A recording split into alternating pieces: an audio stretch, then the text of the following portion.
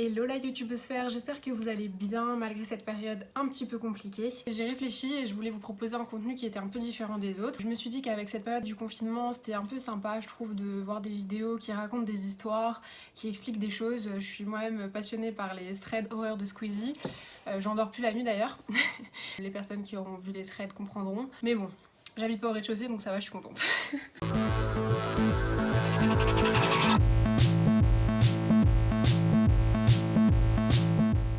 Aujourd'hui on se retrouve pour une nouvelle catégorie de vidéos. Je vais aborder ma passion du maquillage, oui cette passion extrêmement originale qu'est le maquillage, avec un point de vue, un angle un peu plus théorique en fait et moins pratique. Je vais vous raconter l'histoire du maquillage. Donc, à travers différentes vidéos, je vais vous expliquer comment est-ce qu'on en est arrivé là, quels ont été les premiers produits qui ont été utilisés, pourquoi, par qui. Je trouve ça vachement intéressant donc je me suis dit que j'allais vous le faire partager. J'espère que ce nouveau type de vidéo va vous plaire. Si vous avez la moindre question, n'hésitez pas à me la mettre en commentaire. Un petit pouce bleu et puis on fait sonner la cloche aussi. Et c'est parti! Il faut savoir que depuis la nuit des temps, beaucoup de populations se maquillent. Donc le maquillage a souvent servi à sublimer la beauté, mais pas que. Il y a beaucoup de populations, de cultures différentes qui ont utilisé le maquillage, notamment dans les tribus, pour se reconnaître, pour effrayer les assaillants, ou même encore pour des rites chamaniques, que ce soit de fertilité ou de prospérité. La couleur la plus ancienne est la couleur rouge. Mais la question qu'on va surtout se poser, c'est pourquoi le rouge a traversé vraiment les âges. Pourquoi en fait spécifiquement le rouge et pas par exemple le vert qui représente la nature, qui a toujours été là du coup, peut-être plus pour très longtemps, mais en tout cas qui a toujours été là. Il faut savoir qu'en latin, coloratus dire rouge, mais il représente aussi tout le reste des couleurs en général. C'est-à-dire qu'il y a le rouge et tout le reste des couleurs. Déjà là, dans l'étymologie latine, on se rend compte que le rouge avait une place prédominante dans la symbolique et dans la signification des couleurs, notamment par son utilisation en Orient. Par exemple en Inde, la couleur de la robe de mariée traditionnelle est rouge. Au Vietnam aussi et en Chine, c'est la même chose. Ici, c'est synonyme de bonheur. C'est une couleur qui est appréhendée de manière totalement différente dans certaines cultures. En Europe, par exemple, on va avoir une symbolique qui peut être la passion, le danger, force, le sang. Pour la symbolique du danger, on a les panneaux de signalisation, par exemple. C'est tout bête, mais je veux dire, ils sont rouges. Et pourquoi est-ce que les panneaux, oui Marion, piano, panier, les panneaux de signalisation sont-ils rouges? Eh bien c'est tout simple, que c'est physiologique en fait. La couleur rouge est une couleur qui attire beaucoup plus le regard. Notre rythme respiratoire et notre pression artérielle peut être plus élevée en regardant la couleur rouge, ce qui est juste fou parce qu'au final c'est quelque chose d'intangible. D'ailleurs, petite parenthèse, mais il faut savoir que les taureaux dans les corridas, quand le rouge n'attire pas le regard du taureau, les bovins ont beaucoup de mal à distinguer les couleurs. C'est juste le mouvement dans les corridas est utilisé notamment pour cacher le sang sur le tissu, pour que ça soit moins choquant, comme si ça allait être moins choquant. Dans notre monde de consommation actuelle, on peut se dire que le rouge est utilisé à peu près partout en fait, que ce soit dans le marketing, dans la publicité, dans les habits, dans le maquillage tout particulièrement. Une chose qui est sûre, c'est que ça a été une couleur qui a été utilisée de tout temps sur les lèvres et sur les joues pour rehausser la couleur de notre peau. Et la petite anecdote, c'est qu'il paraîtrait même que le rouge était utilisé pour empêcher le diable d'entrer et de nous posséder. Quand j'ai lu ça, je me suis dit que j'aurais peut-être dû mettre du rouge à lèvres à mon petit frère quand il était petit. Mais bon, on va dire que c'était une erreur de débutante. Au final, dans le domaine de la beauté, le rouge c'est une couleur qui représente la force, la passion, la féminité et le charme. Mais qu'il soit sous la forme de rouge à lèvres, de blush, de fard à paupières, de crayon à lèvres, d'eyeliner, le rouge est vraiment partout dans le domaine du maquillage et de la beauté. C'est une couleur effectivement qui est primaire, mais en dehors de ça, il y a une forte symbolique. Donc en fait, en termes de marketing et de publicité, c'est une couleur qui va être souvent utilisée notamment pour ça, parce que, comment être politiquement correcte ? Qu'on vous manipule totalement à travers les couleurs, parfois les odeurs même qui sont mises dans les magasins, etc. Et le rouge fait partie d'une des couleurs qui fonctionne le mieux sur notre petit cerveau de mouton. Et oui, on pense au raid de SFR, oui c'est bon, tout le monde l'a en tête.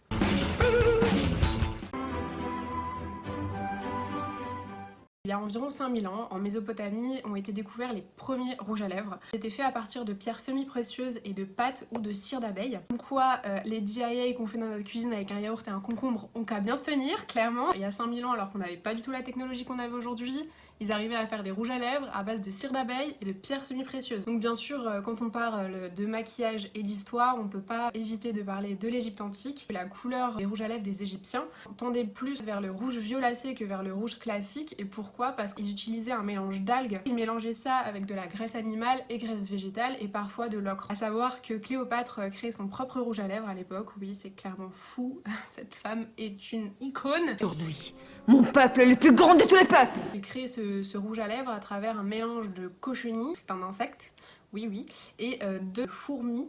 Ouais, bon app, ça donne envie, c'est clair et net, mais en vrai, est-ce que c'est vachement différent de la graisse de baleine qu'on retrouve aujourd'hui dans nos différents rouges à lèvres? Je ne pense pas. Et ce qui est d'ailleurs étonnant, on a utilisé de la cochenille jusque genre au 19e siècle, un truc comme ça, pour mettre dans les rouges à lèvres, donc c'est juste ouf. Imaginez juste la période qui a été couverte par des créations de l'Égypte antique. Je me dis, les gars, c'était des génies. Enfin, si on leur donnait les technologies qu'on a aujourd'hui, mais qu'est-ce qu'ils auraient fait, quoi? Ils seraient allés sur Mars depuis bien longtemps. Je serais même allée sur des exoplanètes, je pense. Le maquillage a été, à travers le temps, un moyen pour les femmes en fait de revendiquer leurs droits. Voilà, clairement. Période où on était les plus opprimés, c'était d'ailleurs des périodes où le maquillage était le plus controversé. Les Égyptiennes étaient des femmes qui étaient quand même relativement indépendantes, assez autonomes. S'il vous plaît. Oui? Pas content! Pas content! Pas content! Il y a environ 10% des femmes qui étaient propriétaires, qu'elles avaient le droit de porter plainte contre un homme, de faire du sport. C'est franchement un exemple par rapport à notre société où on a encore des pays qui interdisent aux femmes de conduire, ou même certaines femmes ont encore besoin de l'accord de leur père ou de leur mari pour devenir propriétaires de quoi que ce soit. Donc au final, les Égyptiens étaient en avance sur leur temps, clairement, et pas de dizaines d'années, mais de milliers et milliers d'années. Respect les gars. Le respect.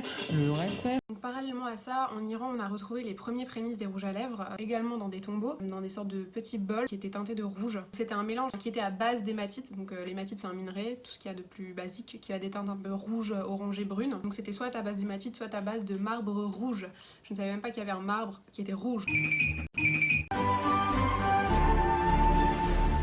En autre dynastie dont on a retrouvé beaucoup de maquillage et d'écrits dessus, c'était la Grèce antique. C'est une période que je trouve aussi passionnante, notamment pour tout ce qui est mythologique, que je trouve vraiment trop cool. Alors, en Grèce antique, en fait, la cosmétique ici, elle est vraiment plus affiliée à la médecine, plus à un soin du corps, à l'hygiène du corps, mais c'est vraiment affilié à la médecine. Il y a vraiment une dimension hyper scientifique sur la cosmétique.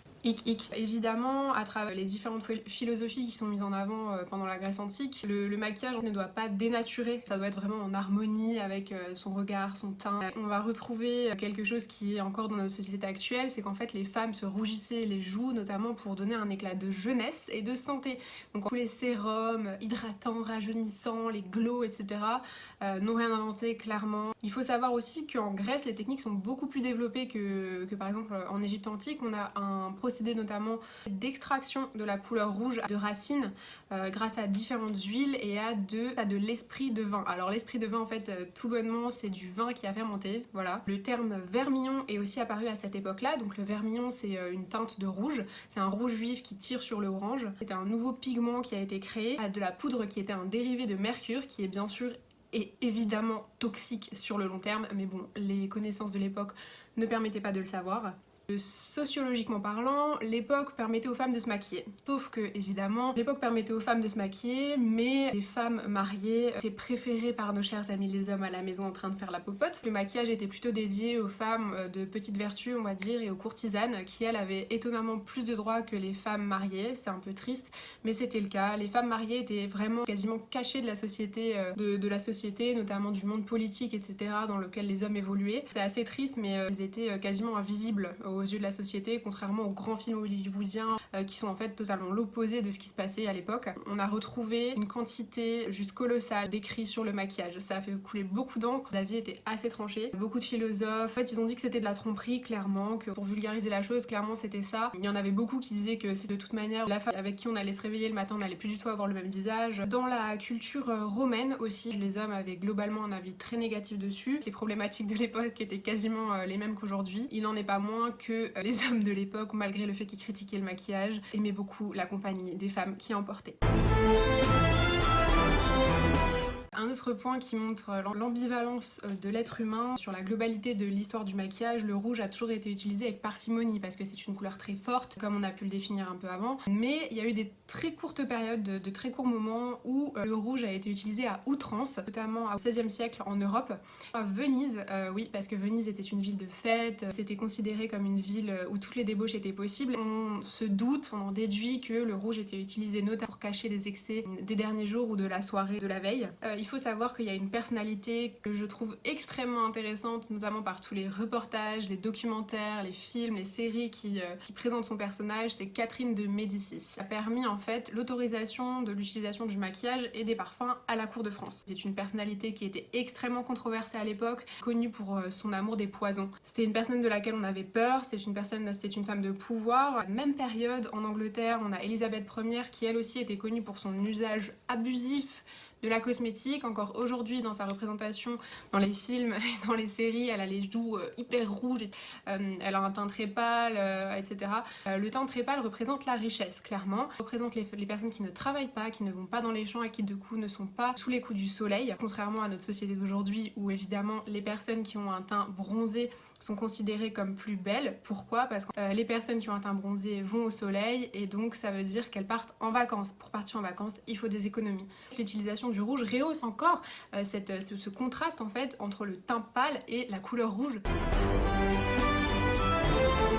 Donc une autre période qui usait à outrance de la couleur rouge, c'était en Europe, dans les années 1750. À cette époque-là, le maquillage était vraiment une marque sociabilité et de mode. Le rouge a été utilisé en fait à outrance pour montrer que nous, les aristocrates, on a assez d'argent pour s'acheter des produits qui permettent vraiment de marquer le visage d'une manière significative, donc qui ont des techniques qui permettent de pousser à l'extrême la couleur, ce qui était à l'époque onéreux, difficile à trouver. Et Madame de Pompadour d'ailleurs, la favorite de Louis XV de l'époque, donc la favorite c'est la courtisane, c'était sa maîtresse quoi. Sur la plupart de ses portraits, on la voit qui est fardée en fait de rouge.